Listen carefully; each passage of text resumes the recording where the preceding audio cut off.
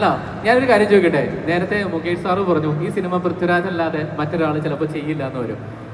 എഴുതിയപ്പോൾ അങ്ങനെ എന്തിനാ വീണ്ടും വീണ്ടും പറയണേന്നോ? അങ്ങനെയല്ല എന്നാ? എങ്ങനെയാണ് ശരിക്കും?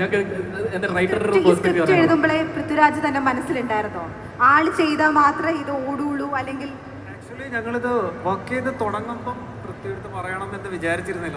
ഞങ്ങൾക്ക് അറിയില്ല ആരുടെ അത് പോവാന്ന്. പക്ഷേ ഫസ്റ്റ് ഹാഫിൻ്റെ ഒരു ഐഡിയ വന്നപ്പം ഞങ്ങൾ പൃഥ്വിയെടുത്ത് പറഞ്ഞിരുന്നു. സെക്കൻഡ് ഹാഫ് വർക്ക് ചെയ്തപ്പം പൃഥ്വിക്ക് വേണ്ടി തന്നെയാണ്. പക്ഷേ പൃഥ്വിരാജിന് വേണ്ടി എഴുതിയിട്ടില്ല. രാജീവൻ എന്ന ക്യാരക്ടറിന് വേണ്ടിയിട്ടാണ് വർക്ക് ചെയ്തിട്ടുള്ളത്.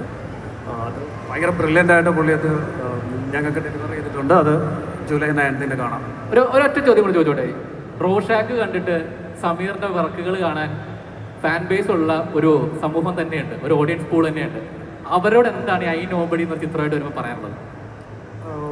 റോഷാക്ക് പോലെ അത്ര എക്സ്പെരിമെൻ്റൽ അല്ല. എല്ലാ സിനിമയും ഒരു എക്സ്പെരിമെൻ്റ് ആണ്. പക്ഷേ ഇത് കുറച്ചുകൂടി ഒരു മെയിൻ സ്ട്രീം സിനിമയാണ്.